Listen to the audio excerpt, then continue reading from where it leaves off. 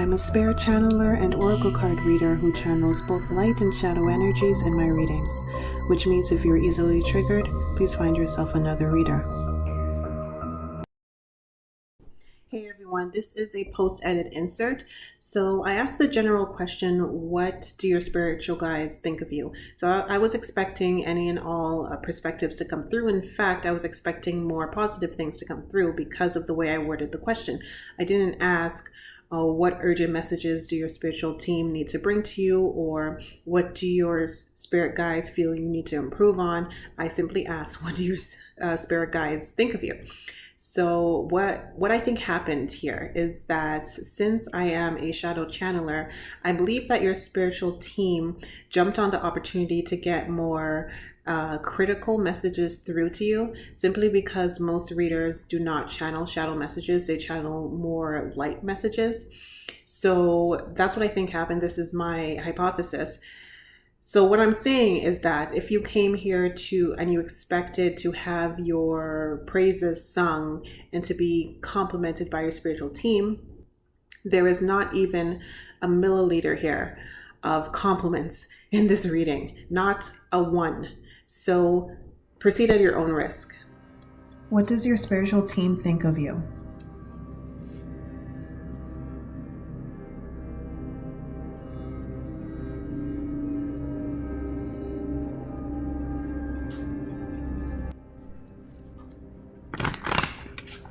Hello, Pile 1. So what does your spiritual team think about you? Let's start off with the first card here. They think that you are impatient. So let's get another card to clarify.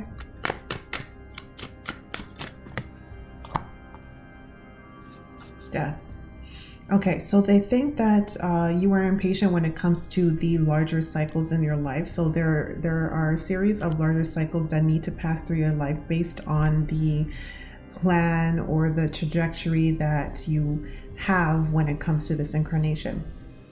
And when you get into another cycle, you kind of get impatient with something ending and something beginning, or you kind of get impatient with the natural process that you need to go through within the beginning stage, the resurrection stage, and the death stage of a cycle. So let's say, for example, that you want to find a romantic partner. Perhaps you have to go through some kind of personality or emotional body cleansing before you can attract the right partner into your life. Because of course, if you attract the right partner into your life at the wrong time, then you guys probably won't last. And you probably won't get back together later on because you both are going to be sour about the way that the relationship ended. So what you may end up doing is jumping into a relationship prematurely, ignoring red flags because your goal is to be in a committed relationship. So you'll pick people who, if you were in your right mind, if you had allowed the cycle of cleansing to finish, you end up picking people during this cycle who you otherwise would not have chosen if you had just chilled out and allowed that cycle to pass through. So what else do they think about you? They think that you have an attachment to old trauma and old paradigms and belief systems about your personality, about your being, like who you are. So other people superimposed their own belief systems upon you about how you should be and how you should act and that sort of stuff. So of course, society and your family and perhaps school and friends growing up. So let me get another card. Okay, let me move this. Ace of Swords. Okay, so what I'm seeing from this is that you got other people's, what happened is that you got a bunch of information. I mean, this is normal, right? But you got a bunch of information from outside sources growing up. So your family, your immediate family, your extended family, social institutions, religious institutions, if that is applicable to you. society in general, societal norms in the culture that you grew up in, cultural norms. So they got superimposed upon you. And what I'm seeing for a vast majority of you guys in this group is that it has something to do with your gender as being a female. For the vast majority of you guys, I'm seeing you grew up in some sort of society that told you that females have to be like X, Y, and Z. They have to have a personality that's in alignment with X, Y, and Z. They have to have an appearance in alignment with X, Y, and Z. And also in terms of finances and types of careers you can go after, it's X, Y, and Z. And I'm speaking now generally, not only about females. Generally, maybe your family said you can only be X, Y, and Z, or you have to act like X, Y, and Z, or if you have to put people first before your own needs, or you have to do this and do that, and you can't do this and do that. So it's a bunch of taking on other people's expectations for you and other people's rules and regulations for the way that you act and the way you behave and the way you present yourself that are not actually coming from you. So they think that, your spirit guides think that you are way too attached to all these belief systems, all of these like masks that people have given to you and forced you to put on. So you may think that you know who you are, but what they're saying is that you actually don't know who you are, and then you have a lot of layers, mask layers over your true identity, and you're not aware of it. So they see you as being inauthentic.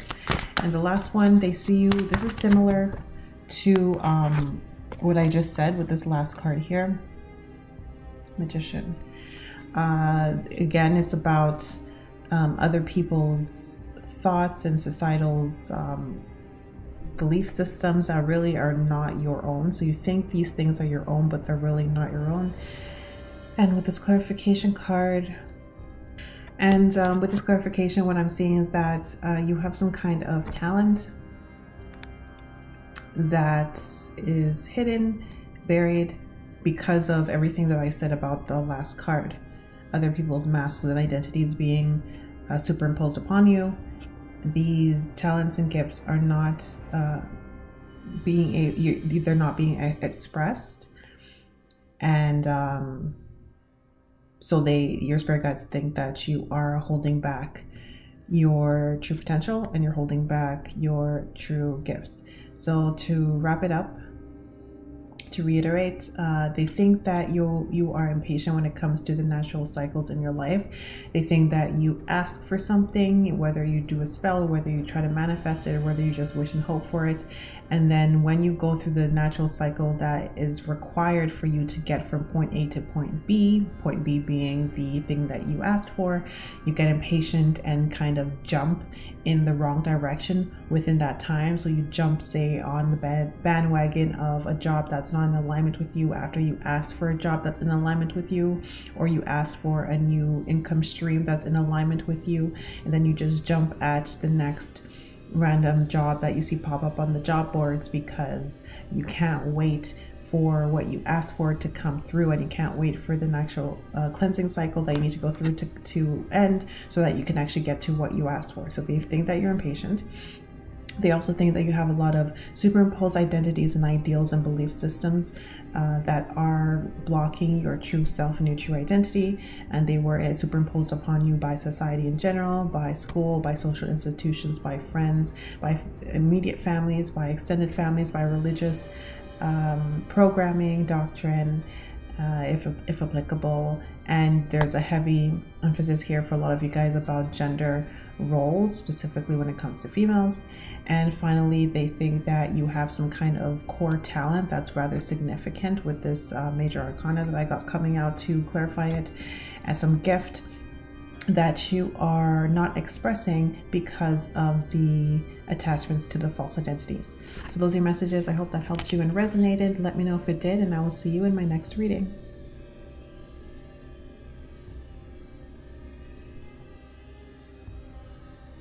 Hello, pile number 2. Welcome to your reading. This is your stone. It's kind of hard to see. So what do your spirit guides think about you? So they basically think that there are two groups here. So you guys are split down the middle. not necessarily quantity wise, but you're split down the middle into two groups, two sides of the same coin. We have some issue here with deceit when it comes to romantic relationships. It could also be other types of relationships as well, but it will always include romantic relationships. So for some of you guys, this may also extend to relationships with your family members, relationship with friends and bosses, or employees, employers, and co-workers, and etc. and such. But definitely for all of you guys, it will, in addition, at the very least, include romantic relationships. So one side of you guys have an issue where you are blind to the deception of the romantic partners that you consistently choose, and the other half of you guys are consistently deceiving the romantic partners who you choose, and you purposely choose naive romantic partners. So let me get a clarifier for the C card.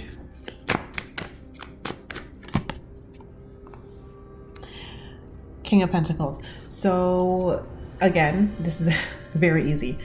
Some of you guys here are in your masculine energy, and you have this idea, this kind of Andrew Tate-like idea that I have money. I'm seeing a lot of success here, financial success. You have a house, you have a car, you have a good stable job or an income with this King of Pentacles. And some of you guys may be also, in addition to that, good looking. But you have all of the resources that biologically and anthropologically speaking, the female gender, female sex goes after for a mate, for stability.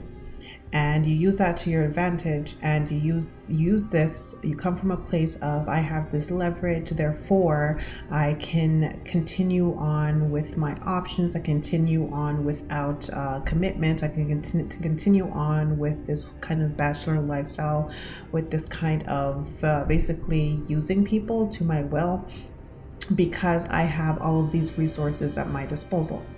And then for the other half of you guys, you are going after people like this, and because you are rather naive and you kind of feel like you need to be taken care of, and you need people to take charge of situations, take charge of relationships, so you go after people like this, and you, as a result, because you feel you have some kind of trauma where you feel that you are reliant upon these types of people for your stability, you overlook all of the red flags of the deception that's going on in the relationship. So let's get a clarifier for adjacent possibilities. Queen of Swords reversed. Okay, so for the half of you guys where you are ignoring the red flags in the relationship and going after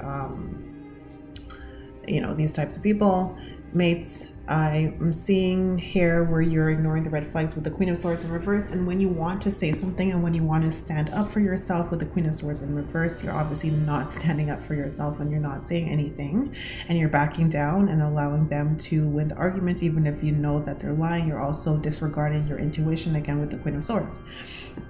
And then for the other half of you guys, you are not taking what your partner says seriously, so you don't really take their points of view and their emotions into account.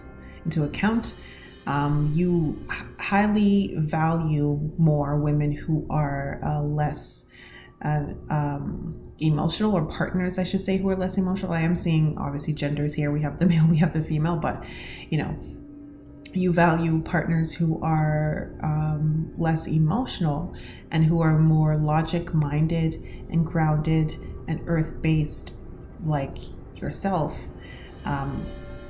But you end up either attracting women who are very hard, or partners, I should say, who are very hard, or you end up attracting partners who are very overly emotional, and you are kind of disgusted with them, or you think they're inferior because they're overly emotional. They're not as logic minded and as stable, emotionally stable as you are, and as you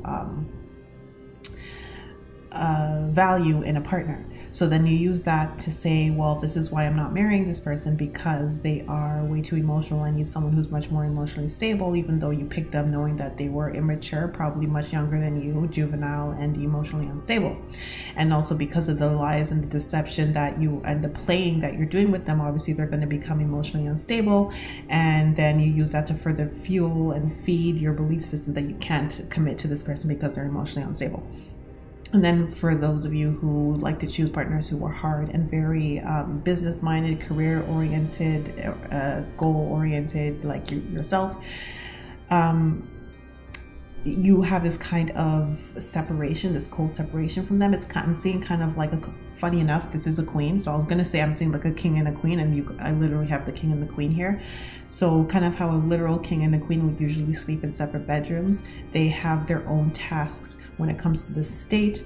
The queen will have her own tasks. The king or the crown prince will have his own tasks, and or even if you think of the president or first lady, the president will have his own tasks, the first lady will have her own tasks, and they go about their businesses, and then sometimes they get together, sometimes they don't, but there's a kind of like a business-like mutual agreement type of thing happening here. So you like these kinds of partners, but you are either not being honest with this partner and telling them that you want an open relationship, or the both of you having an open relationship and there shouldn't be much problem here. So if you do have this kind of partner who's also kind of distant from you, but you guys like to get together and they have their own goals and career going on, you should definitely be honest with them and open with them that you want an open relationship, so that they can also make that decision for themselves. So most of you guys here in this smaller category haven't told them this, so that's where the deception is coming in. So let's move on. Okay, I got 2 cards for this one. Ten of Wands reversed. Words. Okay, so then obviously for the group of you guys where you're the one who is in this relationship with all these red flags and you're disregarding it because you need the stability and you want the long-term commitment, even though you're with someone who's not going to commit with you long-term. And then some of you guys might be thinking, oh, well, we're married. Well, if they're sleeping around, then they're not committed to you. So it's the same thing, same type of thing, just different. You have one person who they're not married, but they're still sleeping around. The other person, well, you are married, but they are still sleeping around. That's still not commitment. So with these 2 cards here, there's a need, obviously intuitively, you know that you should leave this person, but you're not with that World card in reverse. You're not like leaving. You're not leaving to go become successful in a successful relationship where there's not all these burdens, that you're not carrying all these burdens. Again, with the 10 of Wands reversed. And the other half of you guys are in a cycle where you will stay with someone for a short period of time and then move on, again with that World card, and releasing your burdens. You see them as heavy weight or dead weight, and then you drop them and you move on. So what do your spirit guides think about you? They think that you are either very deceptive yourself, and you are a philanderer, I think the word is philanderer. I'm trying to be like nice here. If you think I'm being harsh, this is me being nice. So they think that you're a philanderer and you are deceptive and dishonest. And the other half of you guys, they think that you are naive, ignorant, closed-minded to your intuition, or blind to your intuition, have low self-esteem, and are just not listening. So, and the first half, they also think you're arrogant. So arrogant, philanderer, dishonest, deceptive. And then the other half, ignorant, naive, blind to your intuition. So closed off to your intuition. And what else did I say? Low self-esteem. Low self-esteem. Okay, so those are your messages. I hope that helped you and resonated. Let me know if it did, and I will see you in my next reading.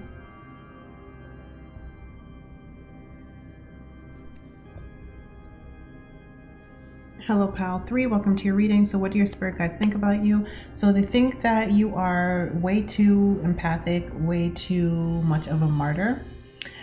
So they think that you give too much when it comes to your energy to people. Love, devotion, time, energy, and you don't get back the same quantity. They think that you consistently drain yourself to the brink, and you only leave relationship, not only romantic, but any even friendship, any kind of relationship. You want to leave a relationship when it gets really, really bad. And they think you're far too patient. So it's funny, I did get that patient card in reverse for, I think, pile number 1. And I got that they weren't patient enough. For you guys, I'm getting that you're way too patient, you're overly patient. So let's clarify. Okay, the first one. Deception and reverse. Okay, that's funny. The hell. Okay, so you guys have an issue here with attracting like energy vampires, and I mean more of the unconscious energy vampires, not the conscious, negatively polarized proper energy vampires. I'm talking about the unconscious toxic energy vampires, the ones who you would usually think about immediately when I say the term energy vampires. So you attract them. You guys are basically attract the people from pile 2. After you watch this, just go back to pile 2. and there's one half of them, that's the half that you're attracting. So yeah, you attract these kinds of people because you innately feel like you can fix them. So you want to nurture them and put them back together and fix them. And these people just end up taking from you and taking and draining you. So you're unconsciously attracting these people, and you're also consciously choosing to attract these people. Because if you see someone who's like sad or destitute, poor, or a criminal, or you think they're misunderstood, you know, you think everyone is misunderstood and everyone has gone through childhood trauma, and everyone who, you know, if you just talk it out with a therapist, or you have someone who is patient with you and patient, if they have someone who's patient with them, who gives them time, devotion, and love and nurturing, that they'll all change their ways, and you know, they'll be a better person, and then they can go back and contribute to society, and be a great husband, be a great wife, be a great adult if they're an unruly child because they're misunderstood, and etc, etc, etc. The next one, again, you only walk away when you're fully depleted. So the 5 of Pentacles, complete depletion. And when you have barely anything left is when you will finally leave that person, or cut them off or block them. And finally, with the being too darn patient, that's actually not a good thing for you guys. We have the Devil card, so that's actually working against you here. This is a toxic trait of yours, being too darn patient. People say patience is a virtue. There's 2 sides of the coin. There's patience, the virtue, and there's patience, the toxic trait. What's the opposite of a virtue? Let me Google it. Vice. Okay, so the antonym of virtue is vice. So there's patience, the virtue, and patience, the vice. So you guys have it in terms of the vice, where it's actually working against your spiritual evolution. You need to learn to say no and put up boundaries better and faster, much quicker, because that's actually the grand lesson. At least one of the, if not the grandest lesson you were meant to learn in this incarnation is just put up some darn boundaries, stop depleting yourself, and say no, and stop a situation sooner before it gets out of hand. You guys are easily taken advantage of. You guys will restrict yourself so that other people can be liberated. So your spirit guides think that you are too much of a martyr. They think you are too giving. They think you're way too empathic, and they think you are way too patient. They think you have no boundaries. They think you lack stability. They think you have like kind of false stability, like you might be having a good job, so then you're able to help people who are poor, or who got kicked out of their apartments, who let them stay with you, etc. You know, but you lack some kind of emotional stability, and you may be thinking, well, you know, it's because you're surrounding yourself with people who are more emotionally unstable than you that you think that you are the more stable one emotionally, but you're actually not. So they think that you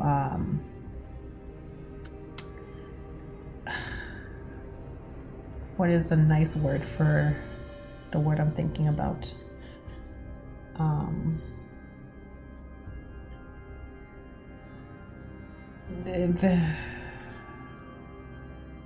Delicate. There we go. They think that you are too delicate. So yeah, those are your messages. I hope that helped you and resonated. Let me know if it did, and I will see you in my next reading.